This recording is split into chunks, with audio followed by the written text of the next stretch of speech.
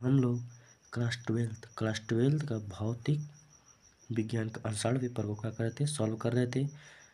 और 2 सेट हमारा हल हो चुका था। आज हम तीसरा हल करेंगे। तो चलिए स्टार्ट करते हैं तीसरा सेट। तो हमारा तीसरा सेट का पहला खंड क्वेश्चन है, किसी चालक की प्रतिरोधकता निर्भर करती है। तो चालक की किस पे, पदार्थ पे, लंबाई पर, मोटाई पर, पदार्थ पर, या इनमें से किसी नहीं। तो इसका ऑप्शन सही हो जाएगा पदार्थ पर। ठीक है। दूसरा ऑप्शन है, दूसरा क्वेश्चन इसका है, किसी विद्युत चुम्बकीय तरंग के विद्युत एवं चुम्बकीय क्षेत्र सदिश, यह क्या है, विद्युत क्षेत्र और चुम्बकीय क्षेत्र, ठीक, की तरंग संचलन की दिशा निरूपित करती है ई डॉट बी द्वारा, या ई क्रॉस बी द्वारा, या ई समांतर ई मॉडुलस बी मॉडुलस द्वारा, या इनमें से सभी के द्वारा। तो हमारा इसका ऑप्शन सही हो जाएगा दूसरा, चूँकि ये क्या है, हमारा सदिश रूप है। ठीक है, ये सदिश रूप हमारा हो गया। ठीक है, यदि अदिश का था तो यहाँ पे हमारा डॉट रहता। ठीक है, ये वाला हो जाता। ठीक है, अगला है ग नंबर, एकांक धनावेश वैद्युत क्षेत्र के प्रत्येक बिंदु पर समान बल का अनुभव करता है। तो समान बल का अनुभव करता है विद्युत क्षेत्र होगा। तो इसका पहला ऑप्शन हो जाएगा एक समान, दूसरा एक समान नहीं, परिवर्ती या कुछ नहीं कर सकते। तो इसका सही ऑप्शन हो जाएगा एक समान। ठीक है, क्योंकि एकांक धनावेश वैद्युत क्षेत्र के प्रत्येक बिंदु पर समान बल का अनुभव करेगा, तो वैद्युत क्षेत्र क्या होगा, एक समान होगा। इसका घ नंबर है, किसी नाभिकीय अभिक्रिया में द्रव्यमान क्षति को किससे प्रदर्शित करता है। तो द्रव्यमान क्षति हमारा क्या है, डेल एम, द्रव्यमान हो गया। ठीक, द्रव्यमान क्षति दिया है यहाँ पे डेल एम। ठीक है, इस अभिक्रिया में मुक्त ऊर्जा होगी, तो डेल ई ज्ञात करना है। ठीक है, तो चूंकि इसका सूत्र होता है, तो किस प्रकार ज्ञात कर लेंगे इसको,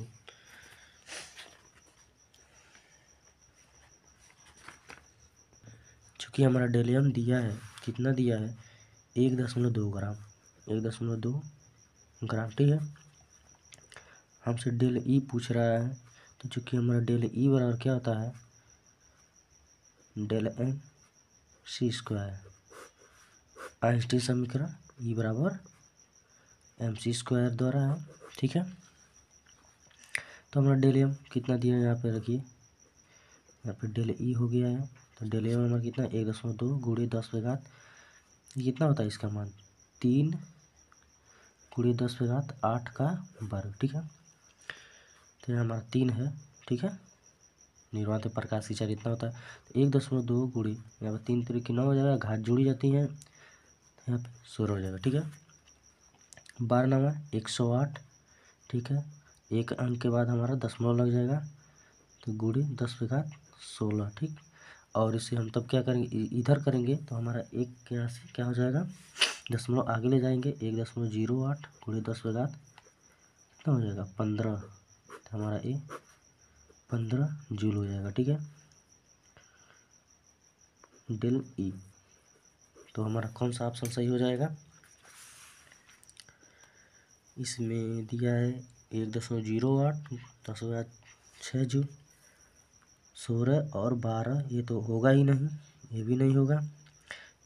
तो हमारा 15 नहीं दिया, तो हमारा ये ऑप्शन, यही ऑप्शन सही हो जाएगा, चौथा नंबर हमारा ऑप्शन सही हो जाएगा। ठीक है, अगला क्वेश्चन है, फोटान का संवेग होता है। तो फोटान का संवेग कितना होता है, फोटान का संवेग हमारा होता है, क्योंकि फोटान हमारा हमारा क्या होता है, एच, फोटान क्या होता है,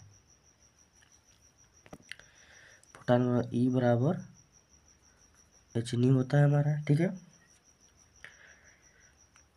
इतना हमारा होता है। इसमें पहला ऑप्शन दिया H B C square, H B और एच बी बटे सी और लैम्डा अपान एच। तो इसका सही ऑप्शन हो जाएगा तीसरा ऑप्शन, एच बी अपान सी, एच बी अपान सी हो जाएगा। ठीक है,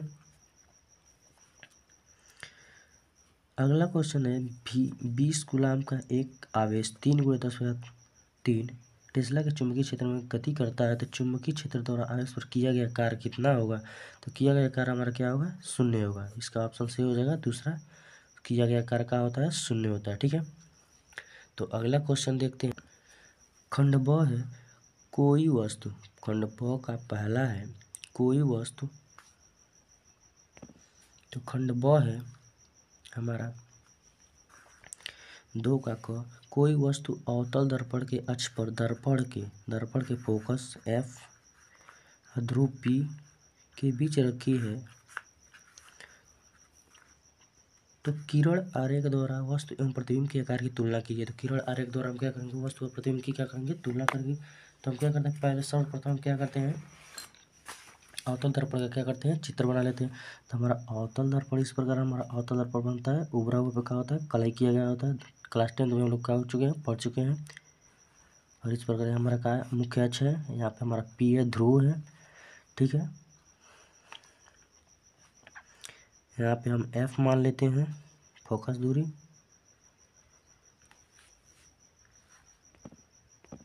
यहाँ पे मुख्य फोकस मान लेते हैं, ठीक है। और यहाँ पे वक्रता केंद्र C मान लेते हैं, ठीक है। और हमारा बोला है, क्वेश्चन में कह रहा है दर्पण के फोकस और ध्रुव के बीच, दर्पण के फोकस और ध्रुव के बीच। तो ध्रुव है और दर्पण की फोकस है, तो इसके बीच में हम क्या करते हैं, वस्तु को यहाँ पे हम रख देते हैं। तो हमारा कंडीशन क्या होता है, एक बार मुख्य अक्ष के समांतर रहता है, तो हमारा क्या है, फोकस से होकर जाता है, ठीक है। फोकस से होकर जाती है, ठीक है। एक बार हमारा क्या होता है, किरण वक्रता। अब जब इंचिल से बनाएंगे तो अच्छा से होगा। यहाँ पे आप कर लीजिएगा, इसके सम्मुख इस प्रकार इस तरह से जाएगा, तो यहाँ पे हमारा वक्रता केंद्र यहाँ कर लीजिएगा, ठीक है। जब आप लोग इंचिल से नाप के बनाएंगे तो एकदम बेहतरीन होगा, ठीक है।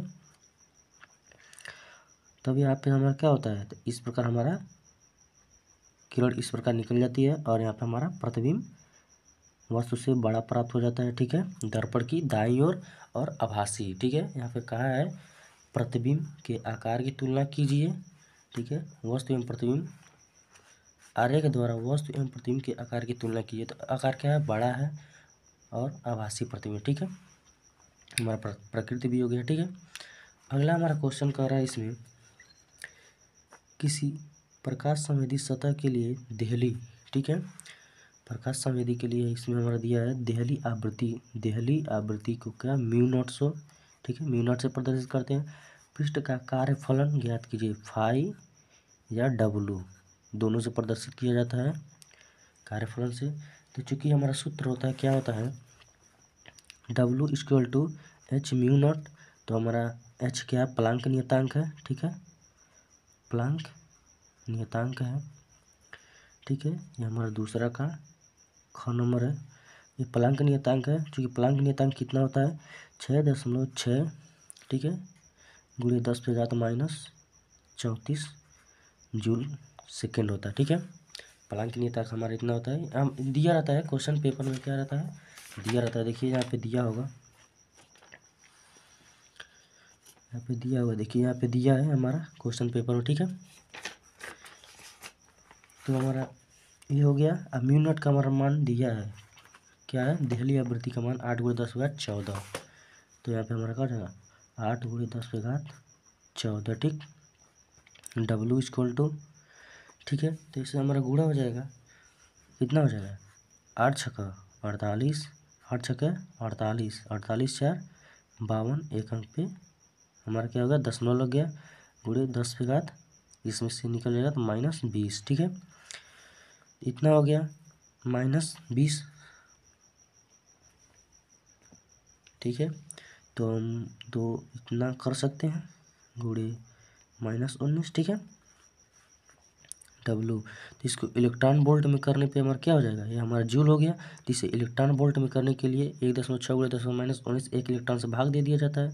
5.28 × 10⁻−19 कूलाम से क्या करेंगे, 1.6 × 10⁻−19, तो हो जाएगा इलेक्ट्रॉन वोल्ट। तो हमारा 19 कट जाता है, ठीक है। तो हमारा 5.28 1.6, ठीक है। तो यहाँ भाग दिया जाएगा, कितना हो जाएगा, 16 48 बार, दशमलव, फिर 16 48, ठीक है। यहाँ 4 बच गया, 48 हो गया, 16 48 इलेक्ट्रॉन वोल्ट। हमारा इतना ही आंसर हो जाएगा। W बराबर हमारा कितना हो जाएगा, 3.3 इलेक्ट्रॉन वोल्ट। तो हमारा ये क्या हो जाएगा, आंसर हो जाएगा, ठीक है। चलते हैं अगला क्वेश्चन पे। अगला क्वेश्चन हमारा कह रहा है, ग नंबर, किसी पदार्थ का बंधन ऊर्जा प्रति न्यूक्लियॉनिक अधिकतम होती है और या कितनी होती है। तो ये हमने पहले दूसरे वाले सेट में हम क्या किए थे, आप लोग को बताए थे प्रतिनिकालिक बंधन ऊर्जा। ठीक है, इसमें पूछा था, देखिए नाभिक बंधन ऊर्जा से क्या अभिप्राय है, बंधन ऊर्जा प्रत्येक निकालने की द्रव्यमान संख्या के संगत विछोड़ा दिखाइए। ठीक है, तो हमारा अगला क्वेश्चन है, किसी पदार्थ की बंधन ऊर्जा प्रतिनिकालिक अधिकतम होती है और कितनी होती है। तो हमारा एनसीईआरटी में दिया होता है। ठीक है, तो ये हमारा क्या है, देखिए यहाँ पे किस प्रकार है। तो प्रतिनिकालिक बंधन ऊर्जा के देखिए साथ परिवर्तन है यहाँ पे। ठीक है, द्रव्यमान संख्या में परिवर्तन है। इसमें देखिए हमारा हाइड्रोजन से लेकर हीलियम, नाइट्रोजन, ऑक्सीजन, यहाँ पे देखिए हमारा समान क्या है, Fe। यहाँ पे क्या है, Fe, यानी जो हमारा आयरन है इसका है ज़्यादा है, सबसे ज़्यादा क्या है, अधिक इसका है Fe 56 पर। ठीक है, जो देखिए यहाँ पे कहा गया क्या, किसी नाभिक की प्रतिनिकालिक बंधन ऊर्जा जितनी अधिक होती है, नाभिक उतना ही क्या होता है, अधिक अस्थायी होता है। प्रतिनिकालिक बंधन ऊर्जा जितना अधिक होता है वो क्या होता है, उतना अधिक अस्थायी होता है। ठीक है, तो इसमें हमारा देख लीजिए, पहला बोला इसमें द्रव्यमान संख्या लगभग 50 से 80 तक के बीच वक्र में एक सपाट शिखर होता है। देखिए सपाट शिखर है, शिखर जिसके संगत औसत प्रति न्यूक्लियन बंधन ऊर्जा लगभग 8.5 मेगालिटर होता है। वे नाभिक जिनकी द्रव्यमान संख्या है 50 से 80। तो देखिए यहाँ पे 50 से 80 हमारा क्या है, इसका है। ठीक है, आयरन का। ठीक है, 50 से 80 के बीच है, अधिक अस्थायी होता है, या अधिक अस्थायी है, क्या है, सबसे अधिक अस्थायी है। ठीक है, जिसमें F56 इसका परमाणु भार क्या है, F56 जिसकी प्रतिनिकालिक बंधन ऊर्जा अधिकतम लगभग कितना है, 8.8 इलेक्ट्रॉन वोल्ट है। ठीक है, मेगालिटर सबसे अधिक अस्थायी है, क्या है, सबसे अधिक अस्थायी क्या है, हमारा सबसे अधिक अस्थायी है। ठीक है, क्या है, 56 और 8.8, यह हमारा क्या हो जाएगा, यह हमारा इसी का सबसे अधिक है। तो हमारा बोला इसमें अधिकतम प्रतिनिकालिक अधिकतम होती है, कितनी होती है, तो हमारा कितना हो जाएगा, कितना Fe का हमारा कितना है, Fe। ठीक है, तो हो जाएगा हमारा Fe 56 और बंधन ऊर्जा। ठीक है, यहाँ पे लिखेंगे बंधन ऊर्जा, और उसके बाद 8.8 मेगा इलेक्ट्रॉन वोल्ट, ये हमारा क्या हो जाएगा, आंसर इसका हो जाएगा। ठीक है, अगला है, किसी विद्युत परिपथ में 1 वाट शक्ति से क्या अभिप्राय है। 1 वाट शक्ति चूँकि हम लोग क्लास 10th में पढ़ चुके हैं, हम जानते हैं क्या कि P बराबर क्या होता है, शक्ति बराबर होता है W/T। ठीक है, यदि हमारा क्या है, कार्य 1 हो जाए, 1 जूल हो जाए, और टाइम 1 सेकेंड हो जाए, तो हमारा 1 वाट कहलाता है। तो इससे हम क्या लिखेंगे, यदि किसी वैद्युत परिपथ, तो सीधे हम लिखेंगे, यदि किसी वैद्युत परिपथ में, आप लोग लिखिएगा, यदि किसी वैद्युत परिपथ में क्या है कि प्रति सेकेंड में क्या होता है, यदि किसी वैद्युत परिपथ में प्रति सेकेंड वैद्युत परिपथ में 1 जूल कार्य का हो, 1 जूल कार्य हो, तो क्या हो जाएगा, यदि किसी वैद्युत परिपथ में प्रति सेकेंड क्या है, यदि किसी वैद्युत परिपथ में प्रति सेकेंड में 1 जूल वैद्युत ऊर्जा क्या होती है, व्यय होती है, तो परिपथ में कुल शक्ति क्या हो जाती है, 1 वाट कहलाती है। ठीक है, 1 वाट कहलाती है। तो P बराबर यहाँ पे हमारा 1 जूल और 1 सेकेंड हो जाता है, तो 1 वाट हो जाता है। ठीक है, यही हमारा क्या है, इसका आंसर है। तो अगला हमारा कह रहा है, अगला देखिए क्या कहता है, घर नंबर है, एक समान चुंबकीय क्षेत्र से क्या अभिप्राय, एक समान चुंबकीय क्षेत्र से क्या अभिप्राय, उसकी आरेख की सहायता से समझाइए। ठीक है, एक समान चुंबकीय क्षेत्र क्या है। ठीक है, तो एक समान चुंबकीय क्षेत्र क्या है हमारा, एक समान चुंबकीय क्षेत्र हमारा यही ना, एक समान चुंबकीय क्षेत्र है। देखिए इस प्रकार हम क्या करते हैं, एक समान चुंबकीय क्षेत्र। ठीक है, ये क्या है हमारा, एक समान चुंबकीय क्षेत्र को B से प्रदर्शित करते हैं। ठीक है, ये हमारा एक समान चुंबकीय क्षेत्र है। तो एक समान चुंबकीय क्षेत्र का परिभाषा हम क्या लिख देंगे, यदि चुंबकीय क्षेत्र में चुंबकीय बल रेखाएं, लिख देंगे, यदि चुंबकीय क्षेत्र में चुंबकीय बल रेखाएं समांतर व समान दूरी पर हो, यदि चुंबकीय क्षेत्र में चुंबकीय बल रेखाएं एक समांतर व समान दूरी पर हो, तो वह एक समान चुंबकीय क्षेत्र कहलाती हैं। चूँकि परिनालिका जो होती है, परिनालिका के भीतर चुंबकीय क्षेत्र क्या होती है, एक समान होती है। परिनालिका होती है, परिनालिका जो इस प्रकार हमारा क्या होता है, परिनालिका इस प्रकार होती है, हमारी बनी होती है परिनालिका, ठीक है। परिनालिका जो हमारी होती है, ठीक है, यह हमारी जो परिनालिका है इस प्रकार हमारी परिनालिका बनी होती है, ठीक है।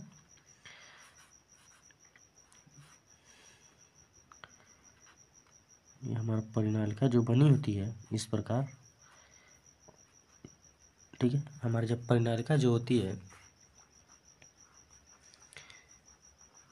ये हमारा धारा क्या होती है, अंदर की ओर होती है, ठीक है। ये दिखाती है अंदर की ओर, यह क्या है, बाहर की ओर, ठीक है। जो परिनालिका होती है इसमें क्या होती है, हमारे चुंबकीय क्षेत्र का होता है एक समान होता है, ठीक है। ये बना नहीं कर सकता, नहीं हम आपको समझाए हैं, ठीक है। इसको आप केवल इसको आप दर्शाइएगा, ठीक है। एक समान चुंबकीय क्षेत्र में क्या होती है, परिनालिका हमारी इसमें क्या होती है, एक समान होती है। परिनालिका के भीतर चुंबकीय क्षेत्र हमारी भी क्या होती है, एक समान होती है, ठीक है। अगला क्वेश्चन देखते हैं, अगला क्वेश्चन क्या कह रहा है। तो अगला क्वेश्चन है, किसी प्रत्यावर्ती धारा परिपथ में वोल्ट मीटर तथा अमीटर के पाठ्यांक क्रम से दिए गए हैं। तो वोल्ट मीटर का पाठ्यांक 220 वोल्ट और अमीटर का पाठ्यांक दिया है 1.4 एम्पियर। तो वोल्टता, ठीक, एवं धारा के वर्ग माध्यमूल मान ज्ञात कीजिए, ठीक है। तो चलिए हम इसका मान ज्ञात कर लेते हैं। चूँकि हमारा दिया है क्या है, वोल्ट मीटर का, लिख देंगे वोल्ट मीटर का पाठ्यांक, वोल्ट मीटर का पाठ्यांक, ठीक है। वोल्ट मीटर का पाठ्यांक क्या है, हमारा दिया है 220 वोल्ट। अमीटर का क्या है, अमीटर का पाठ्यांक, ठीक है, कितना दिया, 1.4 एम्पियर। तो चूँकि वोल्टता पूछ रहा है, चूँकि वोल्टता बराबर, वोल्टता क्या होता है हमारा, देखिए V बराबर VI/RMS, ठीक है। RMS, VI/RMS से हम प्रदर्शित करते हैं, ठीक है। VRMS से VRMS, ठीक, बराबर होता है हमारा का V0/√2। तो V0 का हमारा मान दिया यहाँ पे 220 वोल्ट और √2 का मान हमारा कितना होता है, 1.414 होता है, ठीक है। √2 का मान, तो यहाँ पे 1.414 रख दीजिए, ठीक है। और यहाँ पे दशमलव हटाने के लिए ऊपर क्या कीजिए, 1000 से गुणा कर दीजिए, तो हमारा कितना हो जाएगा, 220 30 14 14। आप भाग देंगे तो आपका आंसर इसमें कितना आएगा, 155.58 वोल्ट यहाँ पे हमारा वोल्टेज आ जाएगा, ठीक है, वोल्टेज। और दूसरा में हमारा क्या है, इसमें वर्गमाध्य मूल मान, ठीक है, वर्गमाध्य मूल मान धारा का, ठीक है। तो धारा, ठीक है, IRMS बराबर क्या होता है, IRMS बराबर क्या होता है हमारा, I0/√2। क्योंकि I0 हमारा कितना दिया है, 1.4, हाँ 1.4 एम्पियर। तो यहाँ पर हम रख देंगे 1.4 एम्पियर और √2 का मान 1.414 होता है, ठीक है। इसको दशमलव हटाने के लिए भी 1000 से ऊपर कर दीजिए, नीचे 100 से कर दीजिए, यहाँ से यहाँ ख़त्म हो जाएगा। तो यहाँ पे हमारा 14 14 14 अब भाग देंगे तो हमारा कितना प्राप्त हो जाएगा, 0.9 एम्पियर, ठीक है। अब हमारा खंड स बच रहा है, ठीक है। तो इसको हम नेक्स्ट वीडियो में आप लोग को क्या करेंगे, बताएंगे अच्छे तरीके से। आई होप यह आपको खंड अ और खंड ब अच्छी तरीके से समझ आया होगा। अगर अच्छी तरह समझ आया है तो लाइक करें, सब्सक्राइब करें और कमेंट ज़रूर करें, ठीक है। और जो भी कन्फ्यूजिंग हो तो कमेंट में ज़रूर करें, और जिससे आप लोग को हम क्या करेंगे, उस कमेंट का क्या करेंगे, जवाब जरूर देंगे, ठीक है। तो मिलते हैं नेक्स्ट वीडियो में, तब तक के लिए जय हिंद। मिलते हैं अब अगले वीडियो में, ठीक है।